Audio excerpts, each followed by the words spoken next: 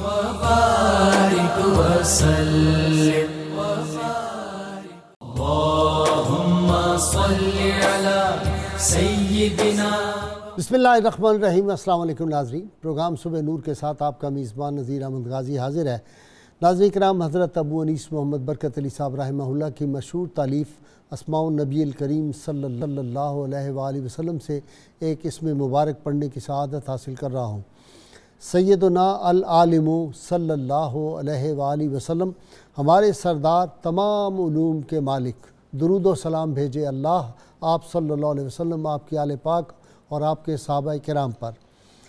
ارشاد باری تعالیٰ ہے، بس اللہ بندوں میں سے اس سے وہی ڈرتے ہیں جو ان حقائق کا بصیرت کے ساتھ علم رکھنے والے ہیں، اور یقیناً اللہ غالب ہے، بڑا بخشنے والا ہے. حضرت ابو درداء رضی اللہ تعالیٰ عنہ بیان کرتے ہیں کہ رسول اللہ صلی اللہ علیہ وآلہ وسلم نے ارشاد فرمایا، روز قیامت علماء کے قلم کی سیاہی اور شہداء کے خون کو تولا جائے گا تو علماء کے قلم کی سیاہی شہداء کے خون سے زیادہ وزنی ہو جائے گی. حضرت معاذ رضی اللہ تعالیٰ عنہ فرماتے ہیں، علم حاصل کرو کیونکہ اللہ کے لیے علم حاصل کرنا خشیت، اسے دہرانا اور غور و فکر کرنا عبادت، اس کا مذاکرہ کرنا تسبیح اور اس کی جستجو جہاد ہے. ناظرین کرام، 18ویں اور 19ویں صدی یقیناً بر صغیر کے مسلمانوں کے لیے ابتلا کا دور تھا. اس دور میں وہ ولیم میور نے جو کہا تھا کہ انگریز 1857 کا جو جہاد تھا، جو جنگ آزادی جس کو کہا جاتا ہے، اس میں بظاہر مسلمانوں کو شکست ہو گئی تھی، انگریز جو تھا وہ کامیاب ہو گیا تھا. لیکن اس کے بعد ولیم میور نے لکھا تھا کہ ہم وقتی طور پر تو کامیاب ہو گئے ہیں، لیکن ہمیشہ کے لیے یہاں تسلط قائم رکھنے کے لیے ہمیں دو چیزوں کی بہت زیادہ جو ہے وہ ایک مسئلہ پیش ہوگا اور ہمارے لیے پرابلم پیدا کریں گی. ایک اس نے کہا تھا کہ محمد صلی اللہ علیہ وسلم کا قرآن، محمد کی تلوار، اور محمد صلی اللہ علیہ وسلم سے بر صغیر کے لوگوں کی وہ جو نسبت عشقی ہے، جب تک اس کو ہم نہیں کمزور کر سکتے، قرآن اور صاحب قرآن کے تعلق کو مسلمان سے کمزور نہیں کر سکتے، ہم کبھی بھی یہاں مستقل اپنا اقتدار قائم نہیں رکھ سکتے. لہٰذا انہوں نے اس کے لیے مختلف طریقے استعمال کیے کہ مسلمانوں کی وہ نسبت عشقی جو پہاڑوں سے زیادہ مضبوط، جو فولاد سے زیادہ جو ہے وہ طاقت رکھتی ہے، اس کو کیسے کمزور کیا جائے. تو انہوں نے یہاں آپ کو پتہ ہے، ایک لمبی تفصیل ہے، میرے پاس چونکہ وقت کم ہے، کہ یہاں پہ کسی جھوٹے مدعی نبوت کو کھڑا کر دیا جائے اور عرب کے وہ جو حجاز کے نبی ہیں ان سے تعلق قائم کمزور ہو جائے، اور یہاں پہ کوئی جو ہے کذاب اس کو کھڑا کر دیا جائے. رب تعالیٰ نے ایسا حسن انتظام فرمایا، ایسا حسن انتخاب فرمایا کہ پہلے تو مولانا جو تھے ہمارے فضل خیر آبادی رحمۃ اللہ علیہ، انہوں نے اس سازش کا ایسا مقابلہ کیا. وقت ہوتا میں آپ کو ایسی ایسی دلچسپ باتیں سناتا، آپ حیران ہو جاتے کہ اللہ نے کیسے لوگ ہمیں عطا کیے. ان کے شہادت کے بعد پھر اللہ تعالیٰ نے اس بر صغیر کو وہ امام عاشقاں رسول اللہ صلی اللہ علیہ وسلم کے عشاق کے ایک سالار جو عطا کیے، اس کا نام امام احمد رضا خان بریلوی رحمۃ اللہ علیہ تھا، جس نے قلوب جو تھے مسلمانوں کے، اس میں عشق مصطفیٰ صلی اللہ علیہ وسلم کا وہ جذبہ، وہ تپش بھر دی جس کو آج 100 برس ہو گیا لوگ کم نہیں کر سکے. میں کہا کرتا ہوں ایک فقرہ، بلال کی اذان اور بصیری اور حسان بن ثابت کا کلام اور احمد رضا کا سلام، کون سا اہل محبت ہے جس کو وہ یاد نہیں. ناظرین کرام، یہ ہستی وہ تھی جس کی میں سمجھتا ہوں وہ جو فکر دی گئی تھی. جب کبھی ناموس رسالت کے مقدمات لڑے، عدالتوں میں کھڑے ہوئے، مجھے وہی یاد آتا تھا کہ یہ اسی کا فیض ہے جو بچپن میں ہم نے سنا تھا، کروں تیرے نام پہ جاں فدا، نہ بس ایک جاں دو جہاں فدا، دو جہاں سے بھی نہیں جی بھرا، کروں کیا کروڑوں جہاں نہیں. ایک ماہ میں قرآن حفظ کیا، 13 برس کی عمر میں تمام علوم پہ عبور حاصل کر لیا، پہلا فتویٰ جو تھا 13 برس کی عمر میں دے دیا، 55 علوم پہ حاوی، 1000 کتب سے زیادہ کے مصنف، اور پھر آپ دیکھیں کہ کنز الایمان جو ترجمہ کر دیا، اس کا آج تک کوئی جواب نہیں. اور پھر فتاوی رضویہ 30 جلدوں میں جو ہے اس کو میگنم اوپس کہا جا سکتا ہے جس کو انگریزی میں کہا جاتا ہے. یہ ایک ایسا شاہپارہ ہے, ایسا مستند علمی کام ہے جو انسائکلوپیڈیوں سے بڑھ کے بڑا انسائکلوپیڈیا ہے, کمال کا انسائکلوپیڈیا ہے.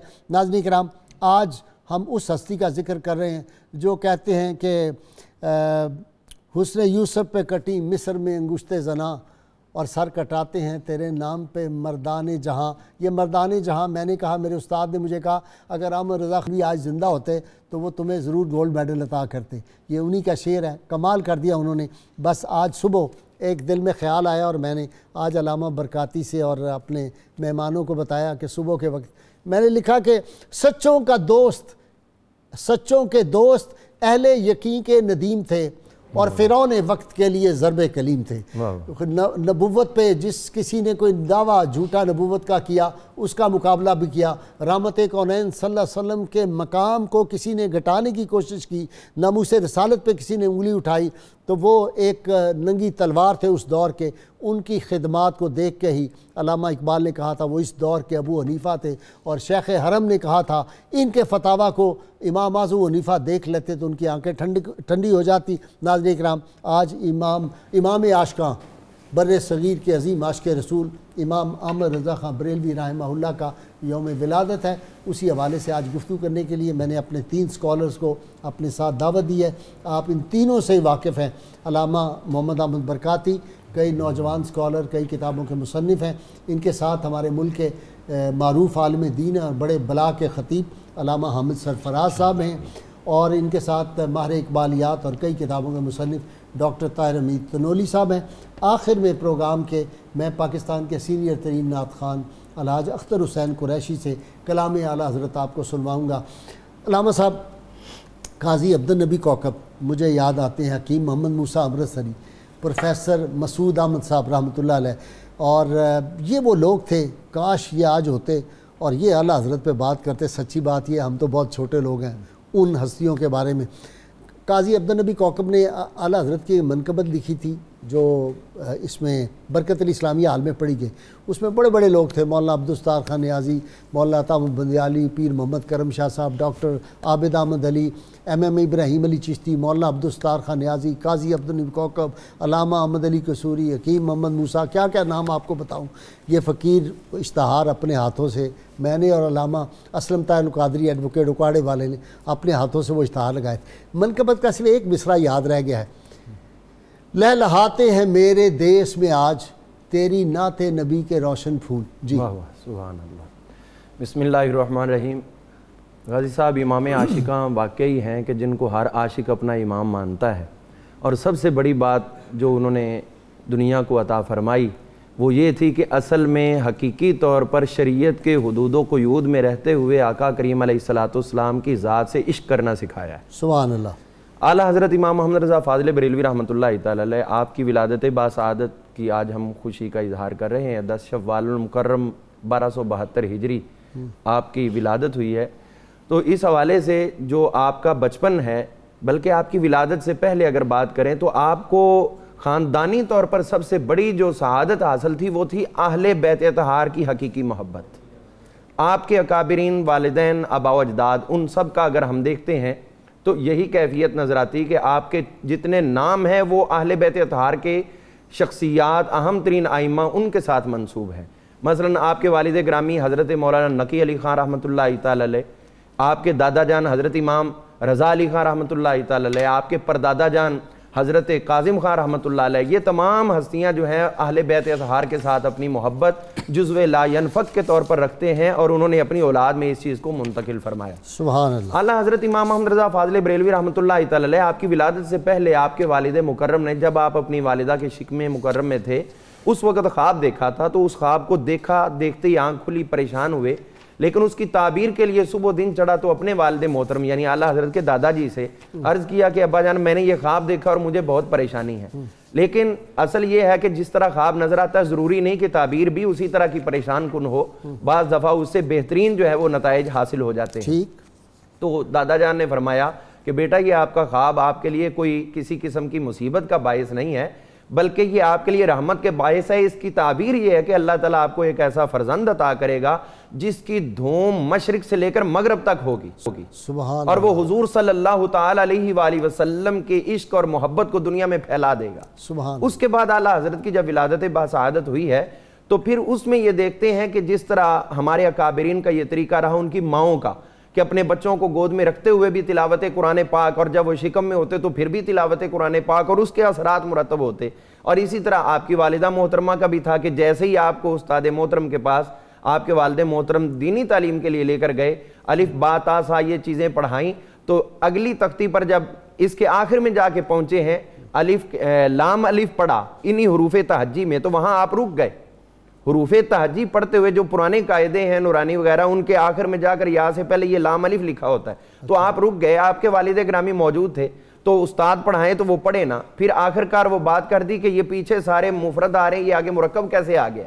یہ آپ کی اس وقت کی ابتدائی عمر کی بات ہے کہ اس وقت اتنی سینس تھی کہ آپ نے حروف کو تہجی کا مفرد ہونا اور مرکب ہونا یہ معلوم فرما لیا تھا۔ تو پھر والد محترم نے کہا بیٹا ابھی نہیں، آپ کو استاد صاحب جس طرح پڑھاتے ہیں اسی طرح آپ پڑھیں۔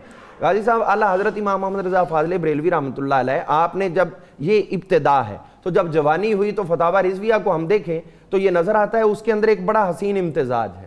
اگر سوال کرنے والے نے سوال شعروں میں کیا تو آپ نے جواب شعروں میں دیا، واہ اچھا۔ اگر سوال فارسی میں کیا تو جواب بھی فارسی میں دیا ہے۔ بلکہ جو ہمارے پنجاب کے ایک بڑے نامور، جنوبی پنجاب کے خصوصاً وہ عظیم المرتبت ہستی ہیں خواجہ غلام فرید کوٹ میٹھن والی سرکار، ان کا بھی ایک استفتاء آپ کے پاس فارسی اشعار میں آیا تھا تو آپ نے اس کا جواب فارسی میں ہی عطا فرمایا۔ تو اسی طرح جس زبان میں جس نے سوال کیا آپ نے اسی کے مطابق، بلکہ جو علمی اصطلاحات ہیں بعض ہم نے دیکھے ہیں فتاوی رضویہ کے اندر ایسے بھی استفتاء آئے جو علمی اصطلاحات، صرفی نحوی اصطلاحات استعمال کر کے آپ سے جواب پوچھے گئے، آپ نے اسی طرح اصطلاحات استعمال کر کے ان کے جوابات عطا فرمائے۔ علامہ صاحب، اپنا سرفراز صاحب، وہ کمال حسن حضور ہے کہ گمان نقص جہاں نہیں، یہی پھول خار سے دور ہے، یہی شمع ہے کہ دھواں۔ حضور صلی اللہ علیہ وسلم کی طرف اٹھنے والا کوئی غلط لفظ، کوئی ادب سے گرا ہوا لفظ، کوئی آنکھ، کوئی ہاتھ جو اٹھا ہے، امام محمد رضا کی فکر نے اس کو کاٹ کے رکھ دیا۔ اور میں یہ سمجھتا ہوں کہ یہ جو یہ فکر رضا اگر نہ ہوتی، غازی علم الدین شہید نہ ہوتا، غازی عبد القیوم نہ ہوتا، غازی عامر چیمہ نہ ہوتا، اور بڑے بڑے ممتاز لوگ غازی نہ ہوتے۔ جی بسم اللہ والحمدللہ، شکریہ جناب غازی صاحب۔ آپ نے جو تمہید میں ذکر فرمایا تھا کہ انگریز سامراج نے تیسری چیز جو بر صغیر میں چاہی وہ یہ تھی کہ امت کا قلبی رشتہ، عشق اور محبت کی وابستگی سید عالم صلی اللہ تعالیٰ علیہ وسلم سے ٹوٹ جائے۔ امام احمد رضا کی ساری زندگی کا سب سے بڑا کمال اور اس امت پہ سب سے بڑا احسان یہ ہے کہ احمد رضا نے امت کے دل کا رشتہ بارگاہ رسالت سے ٹوٹنے نہیں دیا۔ غلامی کا تاج جو ہمارے سروں پہ رکھ دیا اس کو کوئی اتار نہیں سک رہا، اب بھی بڑی کوششیں ہوتی ہیں، نہیں اترتا۔ کوئی شک نہیں ہے۔ وہ کہیں پیغام یوں دیتے ہیں، جیسے ہو ان کے در پہ مٹ جائیے، ناتوانوں کچھ تو ہمت کیجئے، اور کہیں کہتے ہیں با خدا خدا کا یہی ہے در، نہیں کوئی اس میں مفر نہیں مکر، اور کوئی اس میں مفر مکر، جو وہاں سے ہو یہیں آ کے ہو، جو یہاں نہیں وہ وہاں نہیں۔ سرکار اعلیٰ حضرت رضی اللہ تعالیٰ عنہ کے علوم و فنون پر آپ ہی کے پروگرام میں الحمدللہ 25 صفر کو بھی شوال کے موقع پر بھی ذکر رضا ہوتا ہے۔ جب ہم ان کو امام اہل سنت کہتے ہیں تو اس کا مطلب یہ ہوا وہ اہل سنت کے امام ہیں، تو ان کی زندگی میں یہ دیکھنے کی ضرورت ہے کہ ان کا خود سنت پہ عمل کیسا تھا۔ ٹھیک، واہ۔ بہت بڑے عالم ہیں، شک کی کوئی نہیں، بلکہ علماء کے سردار ہیں، مجدد ہیں، مفسر ہیں، محدث ہیں، فقیہ ہیں، ادیب ہیں، رائٹر ہیں۔ اللہ رب العزت نے بے پناہ خصوصیات سے ان کو نوازا ہوا ہے۔ علم کی اس عروج پر پہنچ کر دیکھنے میں یہ آ رہا ہے کہ جو امام محمد رضا نے پڑھا سر سے لے کر پاؤں تک، وہ عملی تصویر امام محمد رضا کے وجود میں نظر آتی ہے۔ کوئی بات سنت کے خلاف آپ ثابت نہیں کر سکتے ان کی زندگی نہیں ہو سکتی جی۔ اچھا جی، میں علامہ صاحب آپ کی کتھا کلامی، ہم نے تو ان کو نہیں دیکھا، ان کے بارے میں ہم نے پڑھا، بچپن سے سنا پڑھا ان کے بارے میں، بہت اللہ نے توفیق دی۔ بلکہ وہ ڈاکٹر تنولی کو میں بتاؤں گا جو تاریخی بات ان سے ہم نے حاصل کی ہائی کورٹ میں کھڑے ہو کے۔ ایک بات جو نظر آتی کہ یہ مولانا ابو داؤد صادق جی میں نے دیکھے، یہ ان کے یعنی شاگرد کے آگے شاگرد، آپ سمجھ لیں، محدث اعظم پاکستان رحمۃ اللہ علیہ۔ کوئی بات ابو داؤد صادق کی آپ ثابت نہیں زندگی بھر کر سکتے کہ سنت کے خلاف ہوئی ہو؟ جی بے شک آپ نے ان کی زیارت کی ہے. ہم نے اپنے شیخ کریم جو حضور محدث اعظم کے شاگرد ہیں، حضور سیدی پیر محمد عبدالرشید قادری رضوی رحمۃ اللہ علیہ سمندری شیف والے، میں عرض یہ کرنا چاہتا تھا کہ امام اہل سنت فرماتے ہیں کہ فقہاء کرام نے لکھا ہے کہ وہ مفتی جس کی ذات کے ساتھ زمانہ وابستہ ہو، لوگوں کی حاجتیں وابستہ ہوں، اس کے پاس وقت نہ ملتا ہو تو فجر کی سنتوں کے علاوہ باقی سنتیں ایسے مفتی کو معاف ہیں. امام محمد رضا رحمۃ اللہ علیہ فرماتے ہیں یہ فقیر اپنے آپ کو اس حالت میں پاتا ہے، لیکن الحمدللہ آج تک سنت موقدہ ہو یا غیر موقدہ ہو، احمد رضا نے کبھی اپنے محبوب کی سنت کو ترک نہیں کیا. اس کی دوسری جھلک دیکھیے، 1921 کے اندر جو رمضان شریف آیا وہ مئی اور جون کا رمضان شریف تھا. آپ کی ظاہری حیات پاک کے آخری ایام ہے، نقاہت ہے، ضعف ہے، کمزوری ہے. شریعت مطہرہ یہ کہہ رہی ہے کہ اس ضعف کی حالت میں احمد رضا کو روزہ نہ رکھنے کی اجازت ہے، پر امام محمد رضا اہل سنت کا مفتی ہے، عالم اسلام کا مفتی ہے. امام اہل سنت رحمۃ اللہ علیہ اپنے لیے آج فتویٰ دینے لگے ہیں. فرمایا کہ میرے پاس سورسز ہیں، وسائل ہیں، میں نینی تال جا کے، وہ ٹھنڈا علاقہ ہے ہند کا تو پہاڑی علاقہ ہے، میں آنے جانے کے اخراجات بھی اٹھا سکتا ہوں، وہاں قیام کے اخراجات بھی اٹھا سکتا ہوں، لہٰذا مجھ پر یہ ضروری ہے کہ میں وہ طویل سفر کر کے ٹھنڈے علاقے میں جاؤں اور ماہ رمضان شریف کا روزہ ترک نہ کروں. یہ ہیں امام اہل سنت رحمۃ اللہ علیہ کی شخصیت. اچھا آپ سے ایک سوال ہوتا ہے جی کہ جناب کافی دن گزر گئے آپ نے کوئی جواب ہی نہیں دیا، تو سیدی اعلیٰ حضرت رحمۃ اللہ علیہ فرماتے ہیں کہ 12 ربیع الاول شریف کے بعد طبیعت میں اس قدر ذوف آیا کہ دروازے کے سامنے مسجد ہے. میں نے الحمدللہ اعلیٰ حضرت کا آستانہ بھی بریلی شریف میں دیکھا ہے، مسجد کی زیارت بھی کی ہے. تو فرماتے ہیں کہ دروازے کے سامنے مسجد ہے، 4 بندے مجھے کرسی پر بٹھا کر مسجد میں لے جاتے ہیں اور الحمدللہ جماعت کے سلسلے میں کبھی ناغہ نہیں ہوتا. تو مرض کی حالت کے اندر بھی، ذوف کی حالت کے اندر بھی، جبکہ ترک جماعت کی اجازت بھی شریعت دے رہی ہو، لیکن عالم اسلام کا مفتی اور 14ویں صدی کا مجدد وہ لوگوں کے سہارے کے ذریعے مسجد کے دروازے تک پہنچتے ہیں. ڈاکٹر طاہر امین تنولی، میں نے آپ کو پتہ ہے یہ مسجد العدل جو ہے ضلع کچہری لاہور والی، یہ گرا دی گئی تھی. پھر اس پہ لاہور ہائی کورٹ میں ایک بڑا تاریخی مقدمہ ہوا جس میں اس عاجز کو بطور امائکس بلایا گیا، امائکس قرائے یعنی عدالتی معاون جو ہوتا ہے، یہ بڑے اعزاز کی بات ہوتی ہے، بلایا گیا. اس دوران مسجد کانپور جو شہید کر دی گئی تھی اس کا مقدمہ تھا، اس میں اعلیٰ حضرت نے دلائل دیے تھے لکھے ہوئے.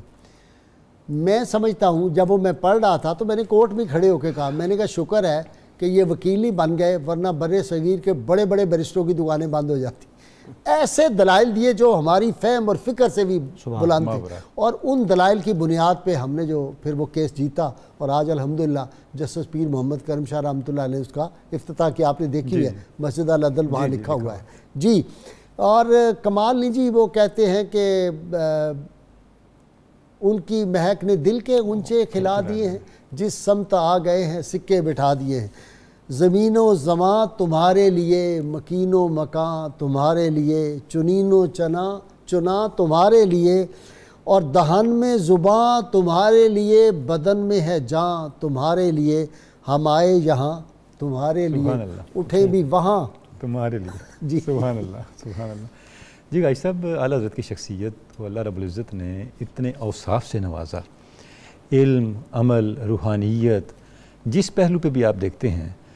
ایک بڑا اہم جو پہلو ہے اعلیٰ حضرت کی شخصیت کا کہ آپ کی شخصیت میں ایک شان تخلیقی پائی جاتی ہے، کریٹیوٹی ہے. واہ، یعنی جس چیز کو بھی آپ نے اٹھایا، جو شاعری لکھی تو اس میں بھی آپ کو کریٹیوٹی نظر آئے گی. ان کا تفقع ہے. علامہ کی رائے آپ نے بیان کر دی. علامہ نے فرمایا تھا کہ اس دور کے ابو حنیفہ ہیں، یعنی اتنا جینیس ہستی ہیں اور ان ڈائمینشنز پہ جاتے ہیں، genius of the East, no doubt, کہ جس طرف بڑے بڑے اہل علم کا خیال، حاشیہ خیال میں بھی وہ چیز نہیں ہوگی جو اعلیٰ حضرت بیان کر رہے ہوتے ہیں. آپ نے فتاوی رضویہ کا ذکر کیا. کنز الایمان غازی صاحب اگر آپ دیکھیں تو اس سے بھی بڑی چیز ہے.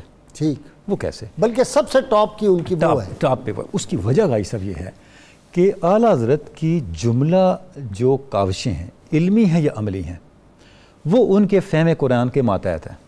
اچھا، واہ، اصل چیز تو فہم قرآن ہے. ٹھیک. غازی صاحب دیکھیں دنیا میں آپ کی خدمت میں عرض کروں، اب تو اس پہ آرگنائزڈ ایفرٹس ہو رہی ہیں، انجینئرڈ ایفرٹس ہو رہی ہیں.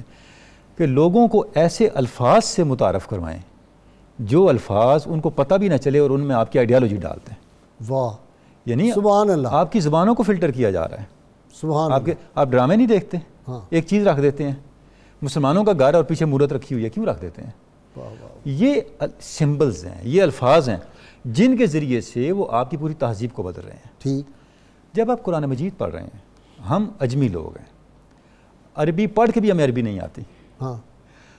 جب ہم اردو میں پڑھ رہے ہیں، آربری نے کیا کہا تھا کہ عربی زبان پہ کنٹرول، عربی زبان پہ کمانڈ حاصل کرنے کی یہ ایک عمر ناکافی ہے. ناکافی ہے. ایک عمر سے زیادہ عمر ہے. یہ آربری بھائی نے صاحب کہا یہ ہے. تو اہل علم کی رائے ہے کہ عربی کا آیات صرف آپ سے فرما سکتے ہیں. ہاں. یہ تو اہل علم کی، اللہ کے محبوب کی زبان ہے جی. اس سے عربی بھی بڑی نہیں کر زبان سکتے دنیا میں ہو ہی نہیں وہ سکتی. اہل عرب بھی پوری عربی کا شاید عطا کرنا ایک بندے کے لیے مشکل ہو. ایسے تو آپ نے قرآن مجید سمجھنا اردو میں، اگر اردو میں صحیح طور پہ اس معنی کا ابلاغ نہیں ہوا، آپ کو نہیں پتہ آپ کیا اپروچ بنا رہے ہیں. واہ واہ. آپ سمجھ نہیں سکتے کہ قرآن مجید کے ترجمے کو پڑھ کے آپ کی اپروچ کا ڈیولپ ہو رہی.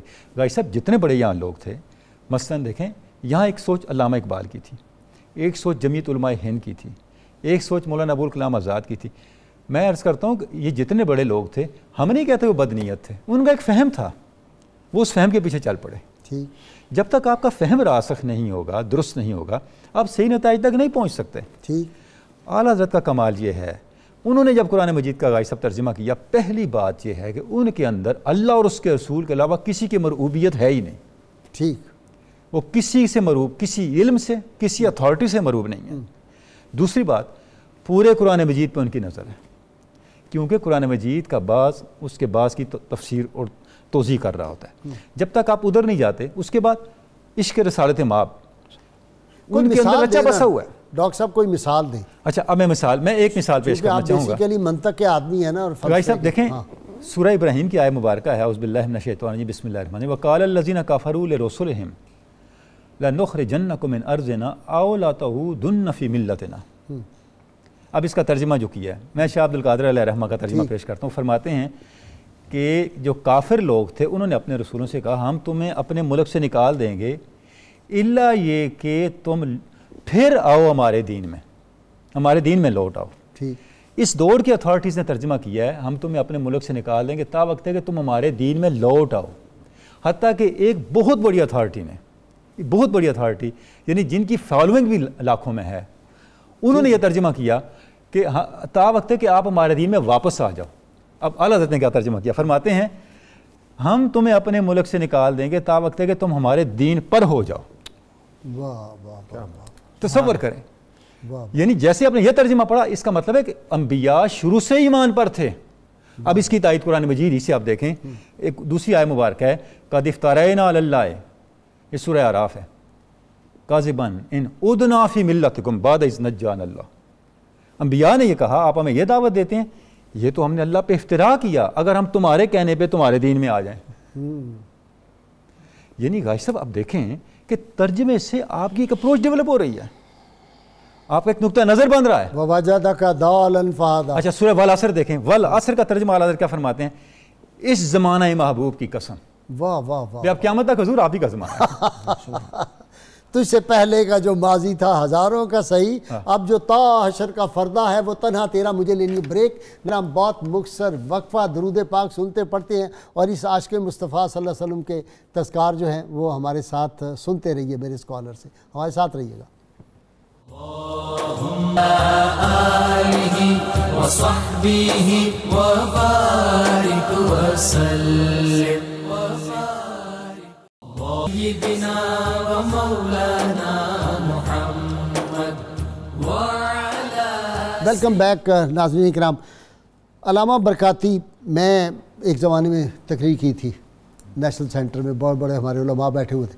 علامہ امام احمد رضا مظلوم زماں یہ عنوان رکھا تھا. مظلوم ہے وہ.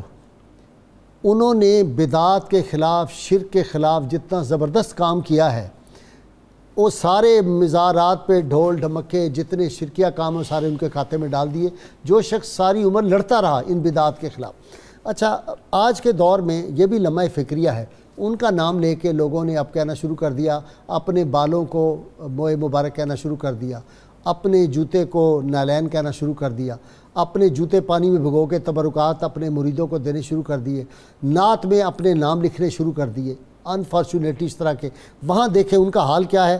حاجی نصرت یار خان ان کے بڑے قریبی مرید تھے اور بڑے پیارے مرید، وہ آئے اور آ کے ان کے قدم چوم لیے، جلدی سے نیچے بیٹھ کے انہوں نے کہا اس سے بہتر تھا تم تلوار کی نوک میرے سینے میں رکھ کے دباتے اور پار کر دیتے اس کو، یہ تم نے کیا کیا کہ تم نے میرے قدموں میں کیا رکھا ہے۔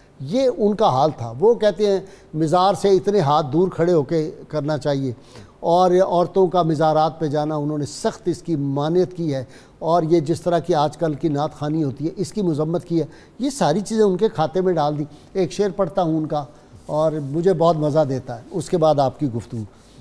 تو زندہ ہے واللہ، تو زندہ ہے واللہ، یہ ہے کمال حضور صلی اللہ علیہ وسلم سے نسبت عشقی کہ فیض وہاں سے ملنا ہے۔ تو زندہ ہے واللہ، تو زندہ ہے واللہ، میرے چشم عالم سے چھپ جانے والے۔ جی 2 دفعہ زندگی کی بات کی اور قسم اٹھا کر کے، اس سے بڑھ کے اور کچھ نہیں ہو سکتا۔ سبحان اللہ۔ اعلیٰ حضرت امام محمد رضا فاضل بریلوی رحمۃ اللہ علیہ، جس طرح آپ نے جملہ بولا ہے مظلوم زماں، تو مظلوم ہونے کے لیے ضروری نہیں ہے کہ آپ کسی کو گالی دیں، کسی کو ماریں، کسی کے مفادات پہ زد لگائیں تو وہ مظلوم ہے، بلکہ علمی مظلوم وہ ہوتا ہے جس کی تعلیمات کو پس پش ڈال دیا جائے۔ واہ، اور یہ آپ کی یار بات بڑی کمال کی بات کی آپ نے۔ کبھی کبھی نکل جاتی ہے۔ نہیں ہمیشہ ہی آپ بڑی محنت کرتے ہیں، اللہ سلامت۔ تو یہ اعلیٰ حضرت اس حوالے سے واقعی مظلوم زماں ہیں۔ ہم اگر جرنلی طور پر دیکھیں تو یہ نظر آتا ہے کہ زیادہ سے زیادہ ہم سلام پڑھ لیں گے یا سب سے اولا والا یہ نعت پڑھ لیں گے، 1-2 اور کچھ، لیکن اس کے علاوہ اب یہ بھی ختم ہو رہی ہیں۔ ہاں جی، اب ان کی نعتیں بھی، اب تو نعتیں فلمی طرز کی آ گئی ہیں جن پہ باقاعدہ ڈانس ہوتا ہے، اور وہ اس طرح کا لباس ہاتھ اٹھا کے، ہاتھ گرا کے، اور وہ جو عورتوں کا لباس پہن کے آ جاتے ہیں لوگ۔ اور جو ابھی تنولی صاحب بات فرما رہے تھے تراجم کے حوالے سے، تو ہم یہ بات مد نظر رکھیں کہ جو آپ نے سٹارٹ لیا ہے ترجمے کا اللہ کے نام کے ساتھ سے، لفظ اللہ پہلے ذکر کیا ہے، اور یہ ہم نے جتنے تراجم پڑھے ہیں کسی نے بھی اس طرح کا ترجمہ نہیں کیا، اور یہ ترجمہ مکمل طور پر حدیث مصطفیٰ کے مطابق۔ وہ ذرا کیسے بتائیں؟ امام ابو نعیم رحمۃ اللہ علیہ نے یہ حدیث پاک بیان فرمائی ہے۔ آپ فرماتے سرکار نے فرمایا لا تبتدئوا قبل اللہ بشیء، اللہ کے نام سے پہلے کسی لفظ کے ساتھ ابتدا نہ کرو۔ سبحان اللہ، یہ سرکار کا حکم ہے۔ سبحان اللہ۔ تو اعلیٰ حضرت نے وہ حدیث پڑھی اور اس پہ عمل کر کے دکھایا، دوسرے لوگوں نے پڑھی ہوگی لیکن ان کی فہم میں نہ آئی ہوگی اور اس درجے تک نہ پہنچے ہوں گے جو اعلیٰ حضرت نے رہنمائی کر کے دے دی۔ اچھا، تبھی ان کے والد نے کہا تھا کہ بیٹے پہلے علوم حدیث حاصل کرو، اس کی برکت سے سارے علوم تمہارے سینے میں آ جائیں گے۔ بالکل، آقا کریم علیہ السلام کی جناب سے نصیب ہو جائیں گے۔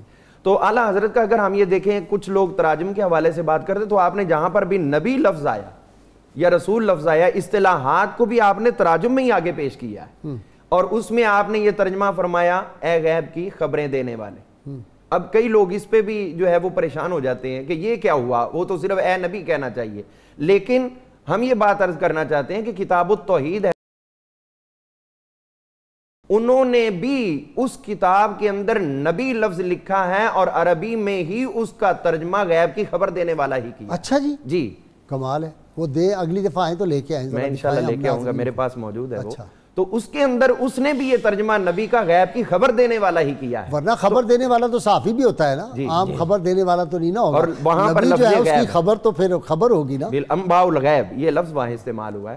تو وما ينطق عن الهوى ان ہوا الا وحی یوحی۔ ہاں، تو اس میں ہم دیکھتے ہیں کہ جب اعلیٰ حضرت عظیم البرکت کی ترجمے کے اندر اتنی فہم ہے تو پھر اس کے مفاہیم سمجھنے میں، سورہ والضحیٰ کی جب آپ نے تفسیر لکھنی شروع کی، ایک چند لائنوں کی صورت، اس کی 600 سے زیادہ بڑے صفحات آپ نے تفسیر میں لکھ دی، 600 سے بڑے 600 سے زیادہ صفحات اور بڑے سائز کے، وہ آپ نے صرف سورہ والضحیٰ کی تفسیر میں لکھے ہیں۔ سبحان تو اس طرح اعلیٰ حضرت کی جو شخصیت ہے، ایک طرف تو یہ ہے، دوسری طرف تصوف بھی ہے آپ کا، وہ بھی آپ پہ جو اللہ تعالیٰ کی عنایات ہیں، نور جو ہے حضور صلی اللہ علیہ وسلم کے علم کا، وہ آپ پر عطا ہوتا ہے، القا ہوتا ہے۔ اور دیکھیے، بلکہ میں یہ عرض کروں، نواب رامپور کے تھے حامد علی خان، تو ان کی زوجہ بیمار تھی لیکن وہ کچھ عقیدہ درست نہیں تھا اس کا، تو نواب حامد علی خان جو ہے اس کے پاس ایک اعلیٰ حضرت کا معتقد رہتا تھا، تو اس نے کہا بھی میری بیوی بیمار ہے، آپ اپنے شیخ سے کہو کہ ان کے لیے کچھ دعا کر دیں، شاید آرام مل جائے، مرض ختم ہو جائے۔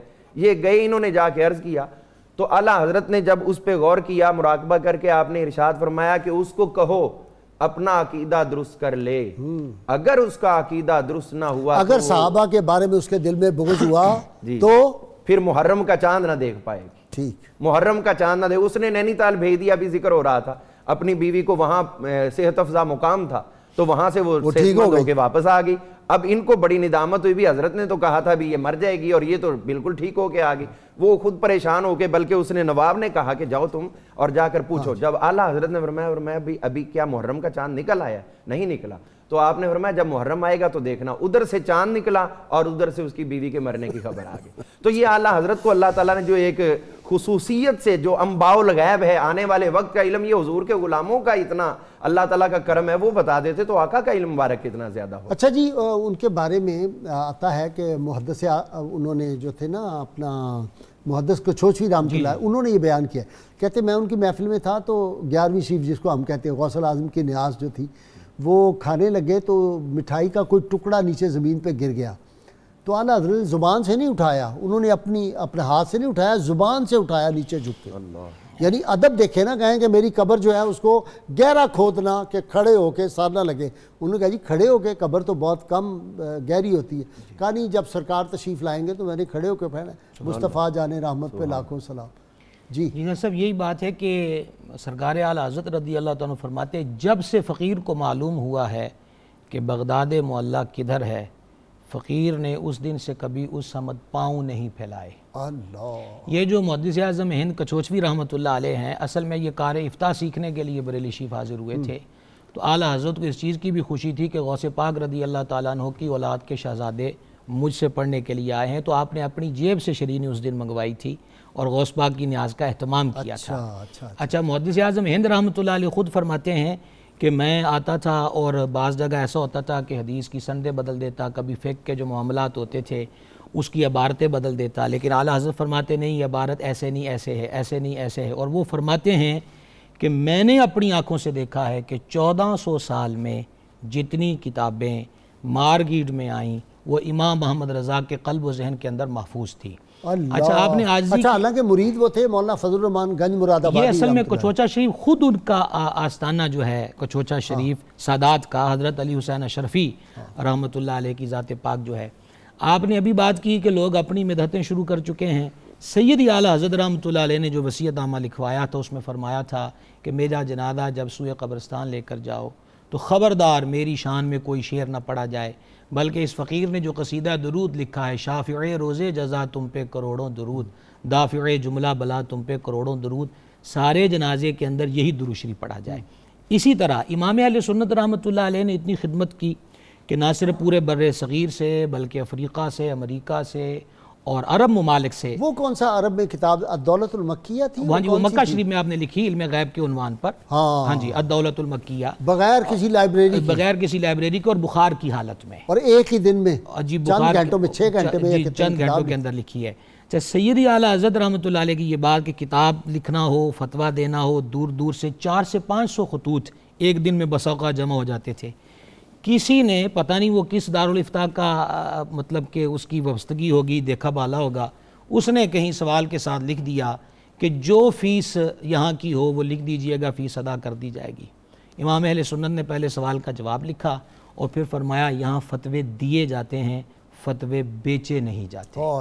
تو وہ شعر کی دنیا ہو یا کار افتاء کی دنیا ہو, احمد رضا نے یہی سبق دیا کہ ہمارا قلم اور زبان مدینہ شریف میں حضور کی چوکھٹ پر وقف ہو چکے ہیں, اب یہ کسی غیر کی مدحت بھی نہیں کر سکتے. احمد رضا نے کیا ختم اس پہ کر دیا, کرو مدح اہل دور رضا, پڑھے اس بلا میں, لیکن رضا نے ختم سخن اس پہ کر دیا, خالق کا بندہ خلق کا آقا کہوں تجھے. اچھا جی, ڈاکٹر تنولی صاحب آپ کی طرف آتا ہوں. سیاستدان بھی بہت بڑے تھے, کروں مدح اہل دول رضا, پڑھتے لوگ ہیں, عمل تو اس میں نہیں کرتے. میں نے تو دیکھا جا کے بادشاہوں کے درباروں پہ بیٹھے ہوئے لمبے لمبے سلام فرشی کرتے ہیں, لیکن ان کو وہ جچتا نہیں ہے. جچتا ملنگوں کو ہی ہے, کلندروں کو ہی ہے. ہمارے جیسے لوگ ہی پڑھنے چاہیے.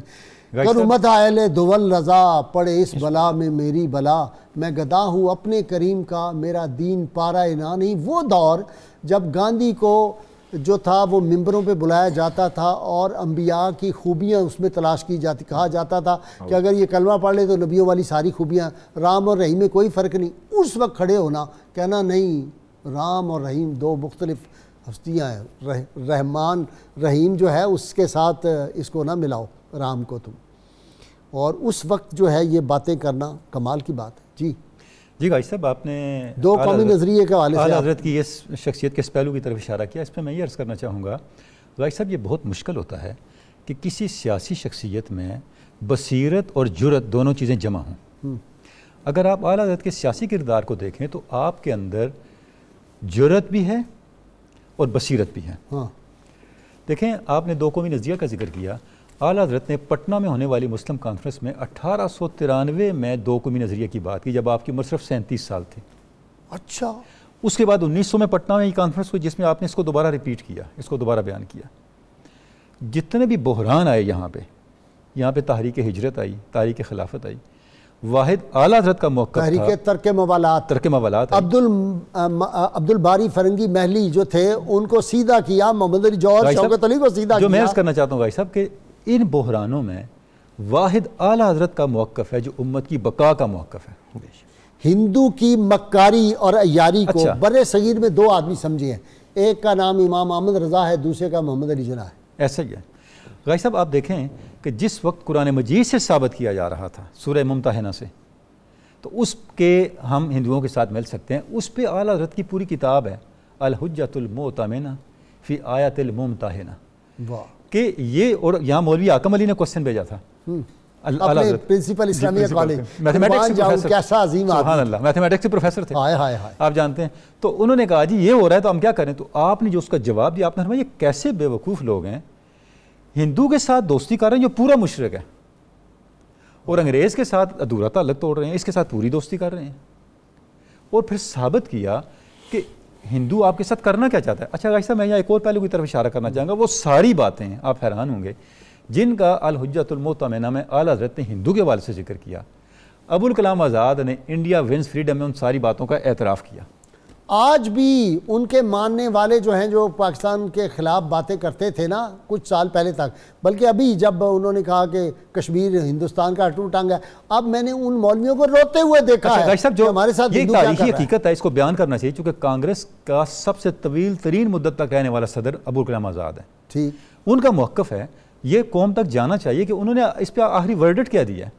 اگر میں ان کی پوری کتاب کو ایک جملے میں آپ کو تعارف کروں تو میں یہ کہوں گا، ابوالکلام آزاد نے انڈیا ونز فریڈم لکھ کے کانگریس کے خلاف چارج شیٹ جاری کی ہے۔ بالکل صحیح بات۔ وہی بات ہے، وہ کہتے ہیں کہ نہرو کے ساتھ میرا تعلق موتی لال کے وقت سے ہے، میں اس کو اپنے دوست کا بیٹا سمجھتا رہا، لیکن اس نے مجھے ہمیشہ دغا دیا۔ کیوں؟ یہ نہیں چاہتا کسی کی اس سے بڑھ کے عزت زیادہ ہو یا کسی کو اس سے بڑھ کے تعاون ملے۔ اور 5-6 مثالیں دیں جہاں ابوالکلام آزاد کہتا ہے کہ یہاں پہ کانگریس نے اور ان لوگوں نے میرے ساتھ دھوکہ کیا، اور آخر میں کہتا ہے کہ جناح کا موقف بالکل درست تھا، واہ، اس کو یہی کرنا چاہیے تھا جو کانگریس کر رہی تھی۔ واہ، یعنی وہ ساری باتیں جو اعلیٰ حضرت اس وقت بتا رہے تھے، یہ آپ دیکھیں یہ 1920 کی بات ہے، 1920-21 کی بات ہے، جن باتوں کا اعتراف بعد میں آ کے ان لوگوں نے کیا۔ تو اعلیٰ حضرت نے انتہائی بصیرت پر مبنی موقف رکھا، وہ سمجھتے تھے کہ اگر یہ اکٹھا رہا معاملہ۔ اچھا غازی صاحب، اس کے پیچھے بات کیا، پھر وہی بات، ہاں، ان کی قرآنی بصیرت، واہ واہ، یہ اصل بات، قرآنی نور، جو قرآنی نور تھا۔ اچھا دیکھیں، علامہ بھی شروع میں متحدہ قومیت کے تھے، سارے جہاں سے اچھا ہندوستان ہمارا۔ قائد اعظم تو بہت بعد میں آئے، قائد اعظم تو 30s میں آ کے آئے اس کے اوپر، اور علامہ بھی یورپ سے واپس آنے کے بعد۔ دیکھو، میں تو سمجھتا ہوں یہ سارے کام نا قدرت کی طرف سے ہیں۔ 1930-33 میں چودھری رحمت علی نے پاکستان کا لفظ جو تھا وہ کوائن کیا اور بتا دیا۔ قائد اعظم نے 1940 میں کہا ہے پاکستان کا لفظ، اب یہ قرارداد یہاں پیش ہوئی ہے، انہوں نے اس کو مانا ہے۔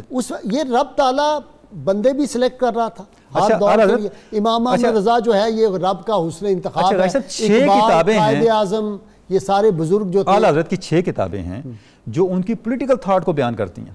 ہاں، انفس الفکر، یہ بتایا کہ یہاں مسلمانوں کی سیاسی اپروچ کیا ہونی چاہیے، اور جب یہاں پہ یہ ہوا کہ ہندوستان دارالامان نہیں، ڈاکٹر میرے پاس ٹائم کام ہے، صرف نام لے دیں کتاب جی، یہ ثابت کرنے کے لیے کہ ہندوستان دارالاسلام ہے، آپ نے اعلام الاعلام بان ہندوستان دارالاسلام لکھی، پھر تاریخ خلافت پہ دوام العیش لکھی، پھر مسلمانوں کے ساتھ جو ہندوؤں کا معاملات تھے اس کے اوپر اتاری الداری لکھی، اور فرمایا کہ مسلمانوں کو 4 کام کرنے چاہیے۔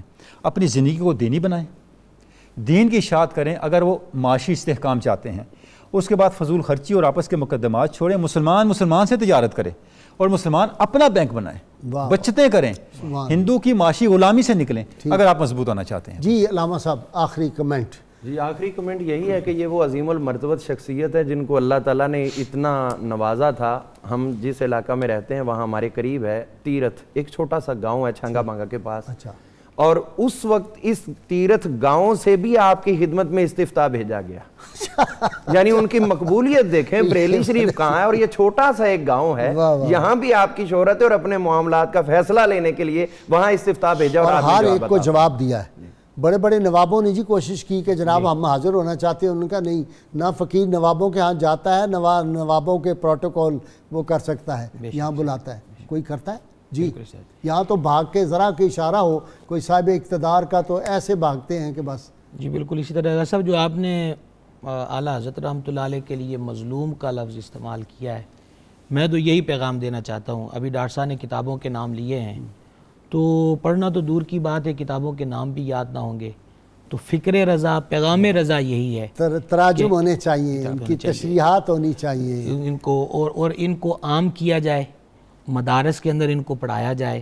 جتنے پیسے یہ نعت خوانی کی محفلوں پہ ہوتے ہیں جی جی اتنے یہ علمی کاموں میں مفتی منیب الرحمان بیچارے روتے ہیں، چیختے ہیں، یہ کیا کرتے ہو تم؟ اسی طرح جی اس پہ کروڑوں روپے خرچ ہو رہا ہے اور علمی دنیا جو ہے وہ بالکل، وگرنہ یہی تعارف رہ جائے گا کہ چمک تجھ سے پاتے ہیں سب پانے والے، یا اعلیٰ حضرت نے لکھا ہے، اس سے زیادہ یہ بھی بھول جائیں گے، چمک تجھ سے صرف پڑھیں گے مصطفیٰ جان رحمت پہ لاکھوں سلام۔ اب اس کے اندر بھی بہت کچھ ایڈ کر دیا، ہم یہاں سے پڑھیں وہ مدینے سنیں۔ اچھا اعلیٰ حضرت کہتے ہیں دور و نزدیک کے سننے والے وہ کان، کان لعل کرامت پہ لاکھوں سلام، ہم یہاں سے پڑھیں وہ مدینے سنیں تو مصطفیٰ کی سماعت پہ لاکھوں سلام۔ بہت شکریہ آپ تینوں مہمانوں کا، لیکن سچی بات یہ ہے کہ آج وقت ایسے لگا ہے کہ یہ پورا پروگرام کا وقت 2-3 منٹ میں گزر گیا ہے، خاص یوم ولادت ہے، ایک پروگرام نہ کافی ہے۔ اجازت تو میں ایک شعر پڑھ دوں۔ ہاں جی اجازت۔ آپ نے فرمایا تھا کہ وہ مظلوم زماں ہیں، تو بلوہ تربت من یافتند از غیب تحریرے کہ ای مقبول را جز بے گناہی نیست تقصیرے۔ جب میں مر گیا تو میری قبر پہ یہ تحریر لوگوں نے آگے پڑھی، اس کی ایک گناہ یہی تھا کہ اس نے کوئی گناہ نہیں۔ واہ واہ واہ واہ، سبحان اللہ سبحان اللہ۔ ناظرین کرام، کتاب الشفا، اچھا درود شریف کا وقفہ جی بہت مختصر، ہمارے ساتھ رہیے گا۔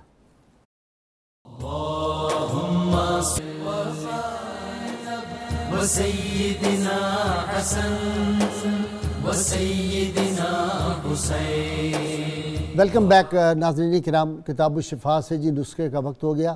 یہ حصول علم کا وظیفہ ہے۔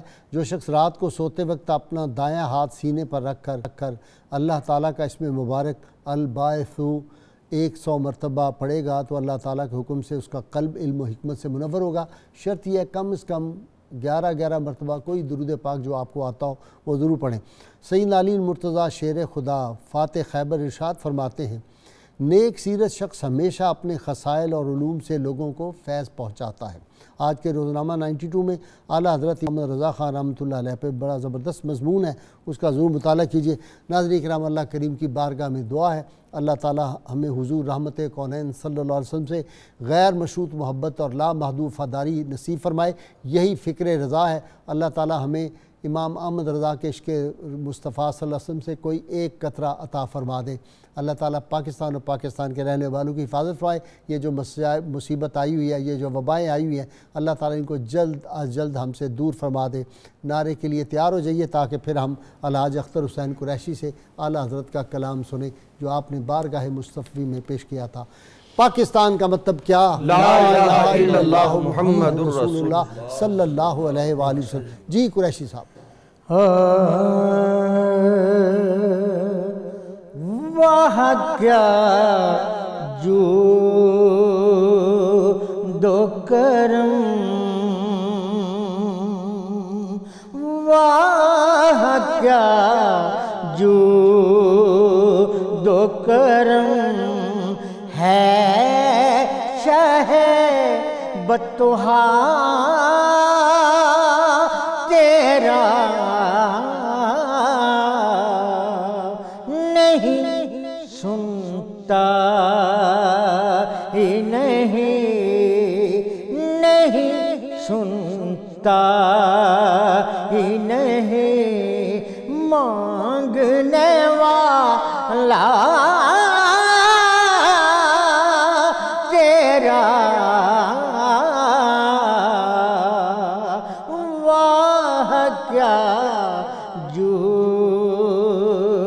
دو کرم میں تو مالک ہی کہوں گا کہ ہو مالک کے حبیب میں تو مالک ہی کہوں گا کہ ہو مالک کے حبیب یعنی محبوب و محب میں نہیں میرا تیرا یعنی محبوب و محب میں نہیں میرا تیرا واہ کیا جود و کرم تیرے ٹکڑوں سے پلے غیر کی ٹھوکر پہ نہ ڈال تیرے ٹکڑوں سے پلے غیر کی ٹھوکر پہ نہ ڈال جھڑکیاں کھائیں کہاں چھوڑ کے صدقہ تیرا جھڑکیاں کھائیں کہاں چھوڑ کے صدقہ تیرا واہ کیا جود و کرم فرش والے تیری شوکت کا علو کیا جانے خسروا عرش پہ اڑتا ہے پھریرا تیرا تیری سرکار میں لاتا ہے رضا اس کو شفیع جو میرا غوث ہے جو میرا غوث ہے اور لاڈلا بیٹا